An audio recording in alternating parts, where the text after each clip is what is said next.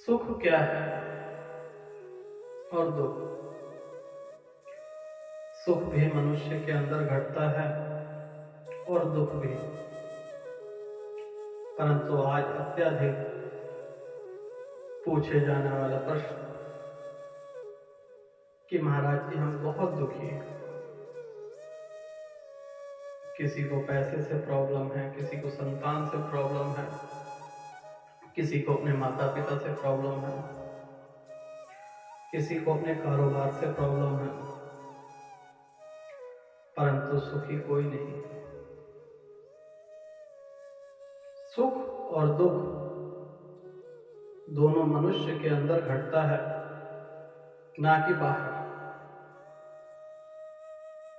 मनुष्य चाहे तो दुख में भी सुख ढूंढ सकता है और ना चाहे तो सुख में भी दुख।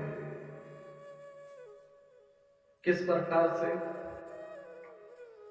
एक सेठ हुआ करते थे। वह एक कीमती सामान जो कि कांच का था अपने घर में लाए। उस घर में ढेर सारे नौकर चाकर थे, परंतु एक नौकर को जिम्मेवारी दी गई कि यह सामान तुम्हारी देखरेख में रहेगा, इसकी साफ सफाई रख रखाव सबका जिम्मा तुम्हारा ही है।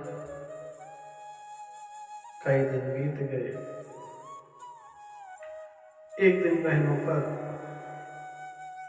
सफाई कर रहा था। सफाई करते करते वह कीमती चीज टूट जाती। सेठ जी को पता चला। अब वह उनका सबसे ईमानदार नौकर था, उसको कुछ कह नहीं सकते थे। अंदर ही अंदर तड़पते रहे। रात हुई, बिस्तर पर लेटे,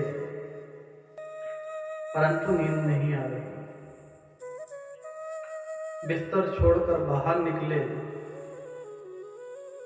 तो जमीन पर देखते हैं नौकर जो है आराम से चैन की नींद सो रहा है। वह अंदर ही अंदर गुस्से में पागल हुए जा रहे हैं। मानो अभी की बात हो, लेकिन अपने गुस्से को कंट्रोल करते हैं और किस प्रकार से अपना दुख उस नौकर में डाल देते हैं। अगली सुबह उठते हैं, वही उनका खास सेवक उनके लिए चाय लेके आया। चाय पी और कहने लगे कि बेटा मैं तुम्हारे लिए जो गिफ्ट लाया था उपहार स्वरूप में तुम्हें देना चाहता था, वह तो तुमने कीमती सामान तोड़ दिया। अब रात का समय हुआ। सेठ जी ने जो उसे उपहार देना था उस उपहार में बांध दिया। सेठ जी आराम से सो रहे हैं और वह नौकर इधर से उधर चक्कर काट रहा है। एक दिन पहले जो दुख सेठ को था उससे छुटकारा पा लिया, वह नौकर को दे दिया। नौकर मन ही मन सोचता रहा, कितना अच्छा उपहार था, मुझे क्यों नहीं मिला, मेरे हाथ में ही टूटना था। तो कहने का अर्थ है इस कथा के माध्यम से कि जिस चीज को हम लोग बांध लेते हैं वह हमारा दुख बन जाता है। चाहे वह सामान हो, चाहे वह मनुष्य हो या जीव जंतु। जिससे हम प्रेम कर लेते हैं वही दुख का कारण बन जाता है। मैं ये नहीं कहूंगा कि प्रेम मत कीजिए,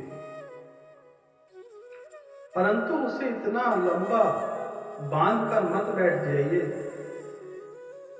कि वह आपसे दूर जाए